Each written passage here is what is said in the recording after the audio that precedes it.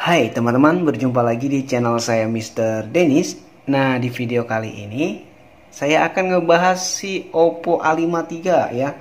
Mulai dari spesifikasi singkat, pengaturan dan menu-menunya ya. Jadi ini dia si Oppo A53, handphone terbarunya si Oppo. Nah, sebelum melanjutkan videonya, jangan lupa ya dukung channel Mr. Dennis dengan cara klik subscribe tentunya. Dan ya, jangan lupa nyalakan loncengnya biar nggak ketinggalan video-video terbaru dari Mr. Dennis. Nah, untuk spesifikasi singkatnya, si Oppo A53 ini dia menggunakan sistem Android versi 10 dengan sistem color OS juga. Dia versi yang terbaru dari Oppo, yaitu versi 7.2. Dan kemudian untuk Oppo A53 ini dia menggunakan prosesor Qualcomm atau Snapdragon 4250 dengan kapasitas RAM 4 GB dan internal penyimpanannya sebesar 64 GB. Oke, cukup sekian untuk spesifikasi singkatnya. Kita lanjut ke pengaturan ya. Oke, kita masuk ke pengaturan layar awal dan majalah layar ya. Jadi kita pertama akan ngebahas pengaturan si layar awal, maksudnya si layar depan ini ya. Nah, ini untuk cara ngaturnya mulai dari model icon, mulai dari gaya slide-nya seperti ini, kemudian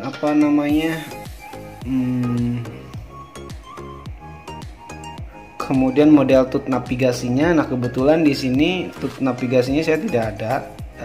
Jadi nanti saya akan setting lagi ke standar ya, yang biasa orang pakai itu biasanya ada di sini di bawah. Nah, ini kebetulan saya nggak pakai.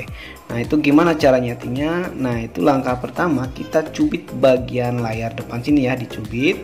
Nah, seperti ini. Dan di sini juga kita bisa lihat ada video demonya ya. Jadi kita perhatikan saja terlebih dahulu. Nah, seperti itu. Langsung kita klik mengerti.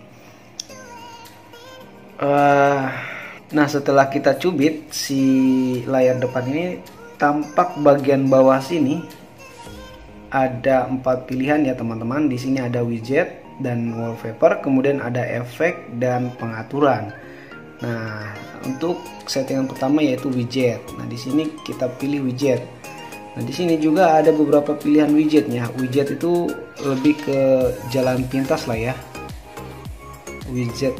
Nah, di sini banyak pilihan. Teman-teman bisa pilih. Ini saya coba kasih contoh satu ya. Misalkan saya pilih ini. Oh, tidak ada lagi ya. Sorry. Oh ya, di sini kita coba hapus terlebih dahulu widget yang ada ya. Nah, kita coba hapus. Kita coba tambah yang ini. Nah, seperti ini. Jadi dia tambah ke atas. Kalau nggak mau diganti, kita hapus dulu. Ganti modelnya kayak gini. Nah, oke.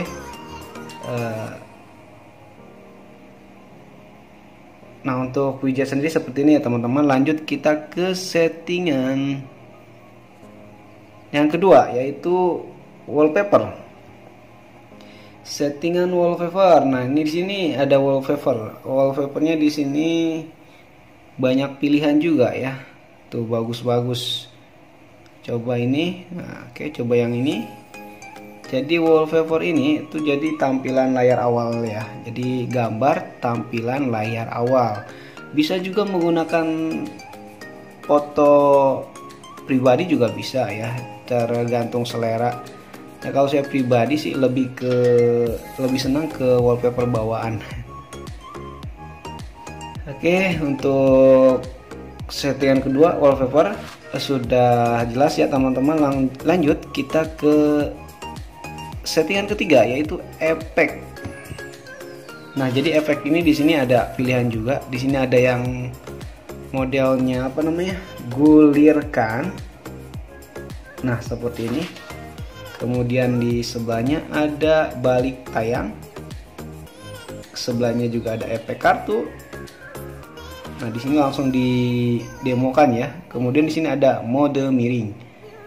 Nah seperti itu teman-teman. Jadi cuma ada 1, 2, 3, 4, 5, 6 pilihan saja. Jadi kalau teman-teman udah bosen dengan model gaya gulirnya kayak gitu ya teman-teman, tinggal diganti saja. Nih kayak gini misalkan, hari ini, besok ganti lagi biar nggak bosen gitu kan.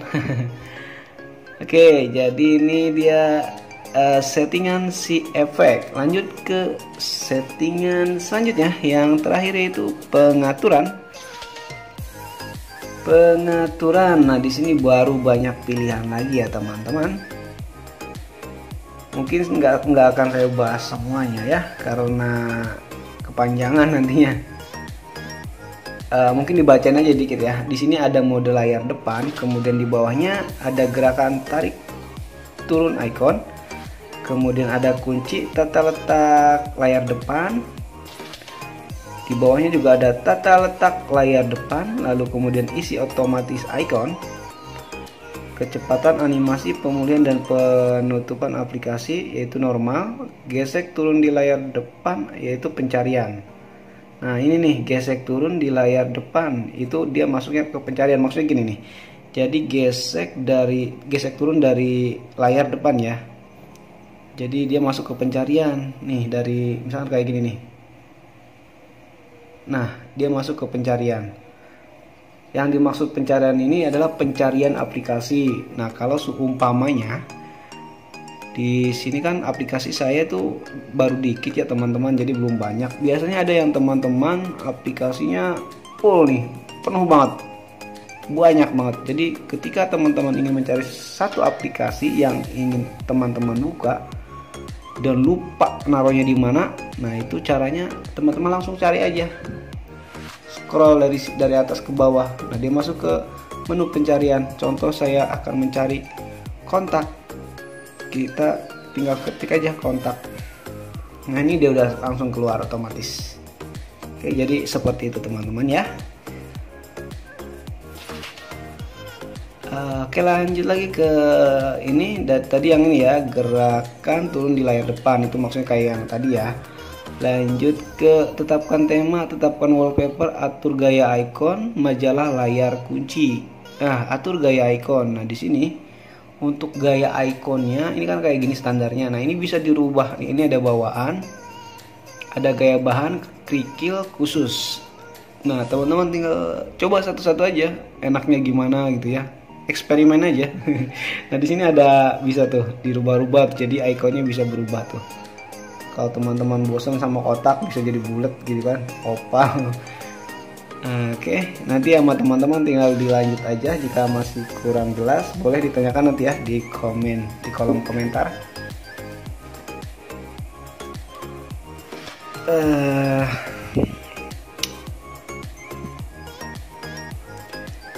Oke, untuk settingan yang paling atas di sini ada mode layar depan ya. Jadi kelewat dah.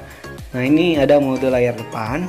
Itu maksudnya di sini ada 3 pilihan ya teman-teman. Ada mode standar, kemudian ada mode laci, dan kemudian ada mode sederhana.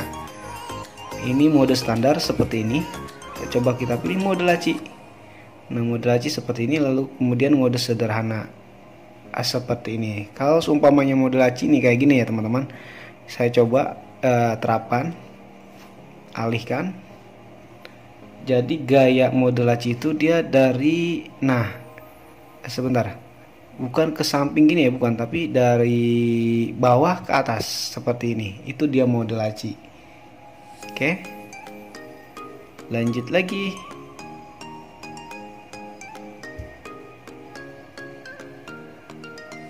Ke pengaturan awal.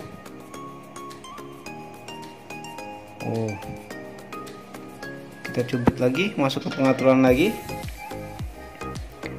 Oke, mungkin cukup sekian ya untuk pengaturan layar awal dan majalah layar ya teman-teman. Untuk yang lainnya nanti kalau emang kurang jelas boleh tanya di kolom komentar. Ini lanjut ke pembahasan kedua, yaitu cara mengaktifkan sandi layar dan fingerprint ya teman-teman. Jadi kalau untuk mengaktifkan sandi layar, kita masuk ke pengaturan terlebih dahulu. Nah untuk masuk ke pengaturan bisa scroll dari bawah dari atas ke bawah seperti ini. Kita pilih yang ini nih ya, lambang ini, icon ini seperti ini. Kita pilih, lalu dia masuk ke pengaturan. Nah, lalu kita scroll ke bawah, kita cari mana ya? Kita cari sini nih, sidik jari, wajah, dan kata sandi. Lalu kita pilih. Nah, di sini paling atas kita pilih atur kata sandi layar kunci. Nah, oke, di sini ada notifikasi peringatan ya, beberapa detik. Jadi jika lupa kata sandi layar kunci, Anda tidak akan dapat membuka kunci ponsel atau memulihkan data ponsel. Jadi intinya kalau sampai lupa, resiko data hilang. Resikonya data hilang karena solusinya adalah di reset. Nah, nantinya. Oke, kita pilih lanjutkan ya. Sorry, tadi kepencet. Oke, ini kita pilih lanjutkan. Nah, di sini kita masukkan kata sandi. Oke, di sini ada masukkan kata sandi, dan di sini tidak cuman di sini dia meminta sandi itu 6 digit angka ya.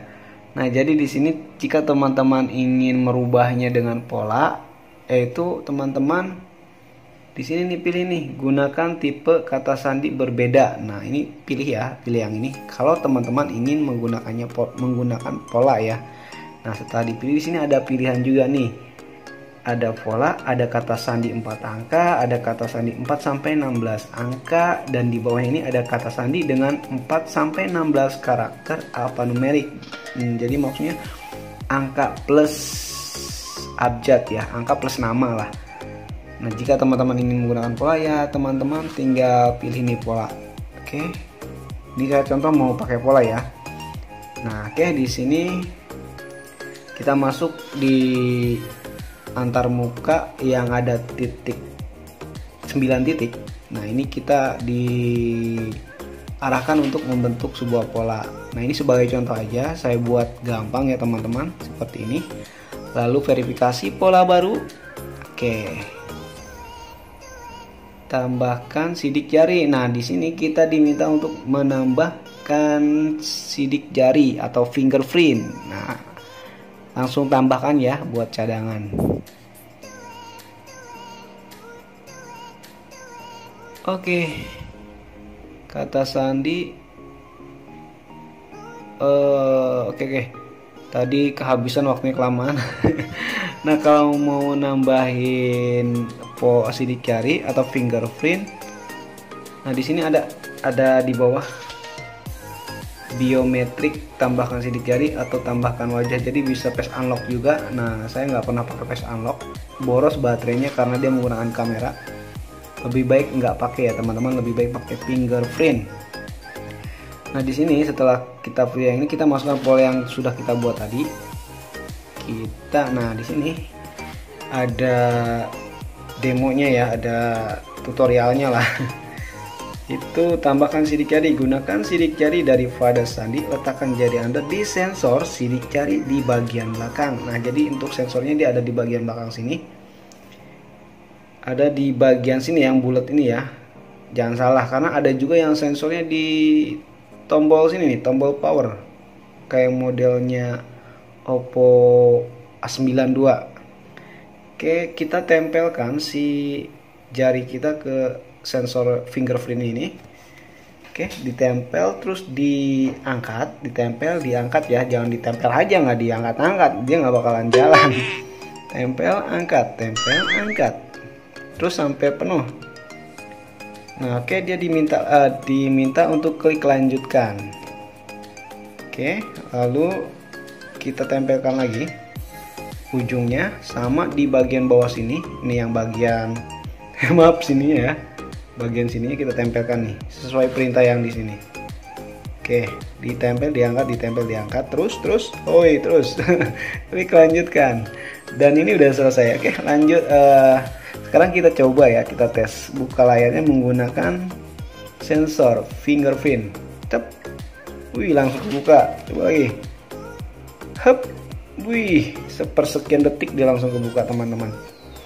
Nah, untuk sensor fingerprint sendiri, jika teman-teman ada yang ngalamin nggak kebaca atau susah responnya, itu biasanya penyebabnya si jarinya ini basah atau enggak kotor gitu, atau enggak abis mainin lem Alteco kayak gitulah. Jadi si pola sidik jarinya ini, si fingerprint ini jadi beda gitu, nggak kebaca sama si sensornya. Jadi ya syaratnya harus kering, jangan basah. Nah, kalau ini yang tadi pakai fingerprint, kita coba polanya ya. Jadi kalau pakai pola, nah dia seperti ini modelnya. Untuk Android 10 sekarang modelnya kayak gini, kecil di bawah. Tuh, oke. Nah, untuk ColorOS 7 ini dan versi Android 10 ini dia udah mendukung si mode dark mode atau layar gelap. Nah, cara nyetingnya gimana sih? Seperti biasa kita masuk ke settingan ya teman-teman. Kemudian kita cari, scroll ke bawah, itu kita pilih, kita pilih layar ya. Di sini nih. Kita pilih layar dan kebaca. Nah, ini layar dan kecerahan. Kita pilih. Nah, di sini kita aktifkan si mode gelap ya atau dark mode. Nih, di sini. Kita aktifkan, lalu pilih aktifkan. Nah, langsung dia berubah warnanya gelap gulita. Nah, jadi lebih enak juga sih ya untuk mode gelap ini ke mata gitu, ketimbang yang terang tadi. Tapi kalau untuk wallpaper ya tetap ngikutin wallpaper bawaan. Jadi kalau kita buka aplikasi apa nih ya, dia ngikutin warnanya. Wah, iklan. Kita coba buka yang lain. Ini tutup. Nah, ini dia loading. Nah, jadi ini untuk temanya dia jadi sama ya, jadi berubah jadi hitam semua nih kayak gini. Jadi lebih ke untuk mode gelap ini lebih ke hitam semua lah ya, base backgroundnya. Terus kalau kita buka WhatsApp juga sama, atau buka yang lain, Facebook mungkin enggak ya. Enggak. Nah, oke, untuk mode gelap jadi nyetingnya di situ ya teman-teman, di layar dan kecerahan. Nah, oke, ada juga yang nanya nih, Kak, gimana kalau untuk ngaktifin si mode split screen atau layar belah? Oke, saya cari dulu bentar ya.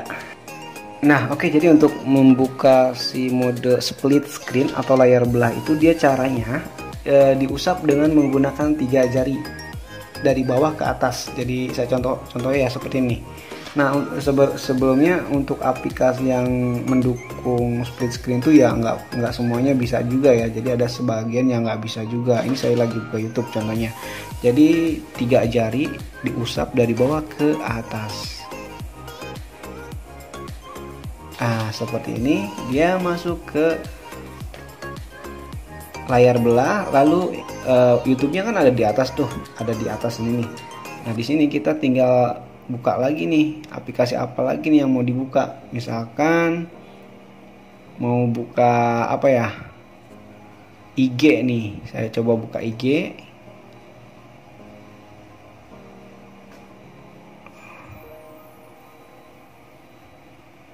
Walah, IG nggak dukung. Nah, ini dia, IG ternyata nggak ngedukung, aplikasi tidak didukung, aplikasi tidak mendukung layar belah.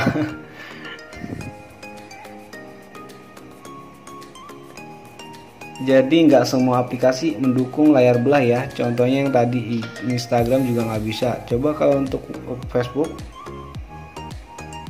saya coba. Untuk YouTube tadi bisa.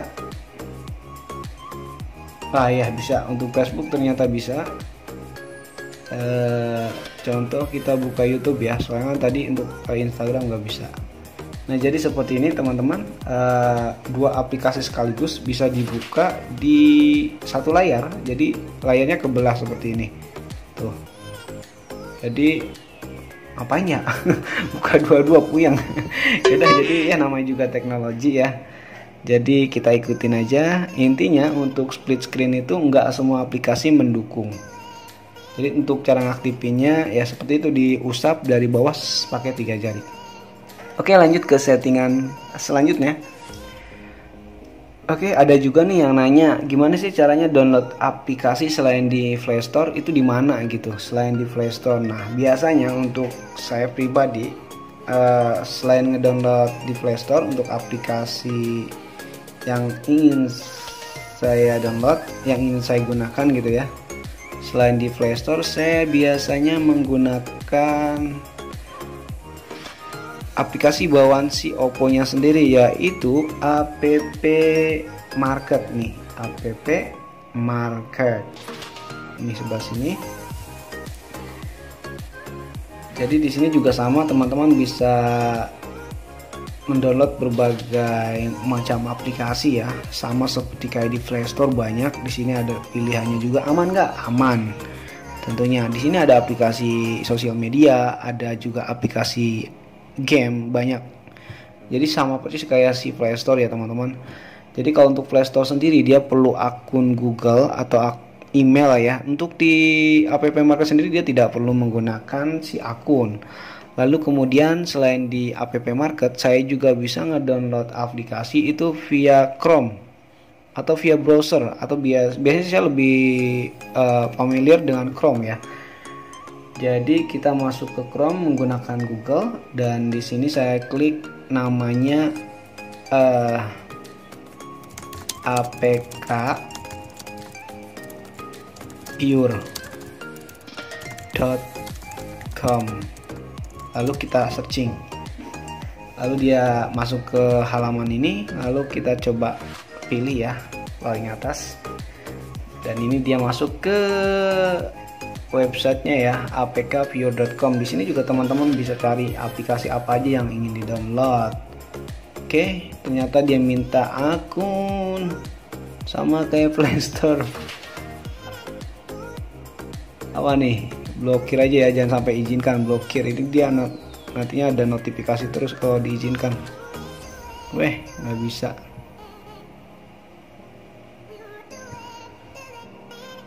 Coba lagi ya, apkpure.com. Kita masuk, lalu kita coba cari WhatsApp Messenger. Nah, jadi untuk si apkpure.com sendiri kita bisa download dari versi tertinggi sampai yang terendah gitu ya. Nah, di sini ada versinya, dia enak. Mana ya? Kita coba pilih dulu download APK.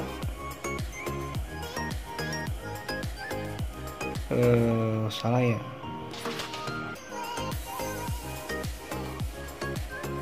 Oke, saya ulangi ya. Jadi di apkpure.com ini kita bisa download aplikasinya dari versi tertinggi sampai dengan versi yang paling rendah.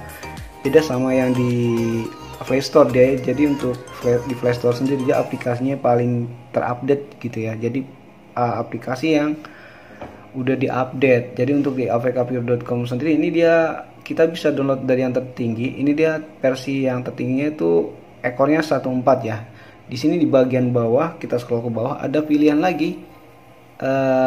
Ada ekor 12, ada ekor 15 dan ada juga 14. Ada 198.15 ya. Jadi lebih rendah lagi dari aplikasi yang di atasnya gitu. Jadi biasanya sih untuk handphone tertentu ada yang nggak support sama pembaharuan si WhatsAppnya, dan tanpa sengaja ke update ya. Solusinya itu di downgrade ya. Kita masuk ke apkpure.com ini gitu. Oke, paham ya teman-teman? Jika ada yang ingin ditanyakan, biasa komen di kolom komentar ya. Oke, kita masuk ke pembahasan terakhir, yaitu si bola bantu. Nah, di Oppo sendiri ini dia punya namanya bola bantu. Jadi kalau ini modelnya bulat-bulat kecil gini ya teman-teman. Jadi kalau saya taruh ke tengah dia nggak mau, pengennya lari ke samping terus tuh. Ini nyetingnya gimana sih, ngilanginya gimana sih, kalau misalnya mau dihilanginya gimana sih, mau di settingnya gimana sih gitu. Jadi seperti biasa kita masuk ke pengaturan, ulangi, masuk ke pengaturan, nggak mau. Oke, masuk ke pengaturan, lalu kemudian kita scroll cari yang namanya ini dia, alat serbaguna. Oke. Nah, ini di sini ada tombol navigasi, bola bantu. Nah, ini dia bola bantu. Nah, ini dia kalau mau dihilangin, ininya di unchecklist ya. Tuh, otomatis hilang ya bulat-bulatnya. Nah, dia nongol lagi. Tuh ya, ada bulat-bulat. Kalau mau ngilangin ya tinggal di unchecklist aja, otomatis hilang. Oke, lanjut ke jadi untuk cara penggunanya, pengoperasiannya seperti apa sih? Nah, untuk bola bantu sendiri itu sih lebih ke pengoperasian satu tangan ya. Jadi jika teman-teman pakai handphone di satu tangan, kan kalau mau kembali agak susah atau mau ke mana agak susah gitu ya. Jadi ini fungsinya si bola bantu. Nah, di sini untuk bola bantu sendiri dia ada mode operasinya, ada dua. Operasi getar operasi apa nih? Operasi gestur sama ketuk menu. Oke, coba saya pilih ketuk menu. Nah, ini dia ada beberapa pilihan ya. Di sini ada ada kembali, ada screenshot, ada multi tugas, ada layar kunci, dan ada beranda. Jadi saya pilih yang ini ya. Contohnya kayak gimana? Saya coba pilih. Ini ketika menggunakannya satu tangan ya. Tuh. Ini ada kembali. Jadi kalau umpamanya teman-teman lagi buka Chrome terus pengen kembali nih, tinggal pilih ini aja si bola bantu. Tuh, dia kembali. Terus tergantung posisinya teman-teman mau di bawah apa mau di atas. Lalu di sini ada screenshot juga. Ini screenshot ya buat menangkap layar. Nah, ini ada multiguna juga, multifungsi apa multiguna tadi ya. Ini ada kunci layar. Kemudian ada lagi home. Home itu kembali ke awal ya, home. Nah, kembali ke awal. Oke, jadi untuk bola bantu itu seperti itu sih fungsinya kurang lebih ya teman-teman. Jika teman-teman ingin menghilangkannya ya tadi masuk ke pengaturan, cari yang namanya apa tadi, alat serbaguna, bola bantu, lalu kemudian di unchecklist atau dimatikan, jadi otomatis hilang.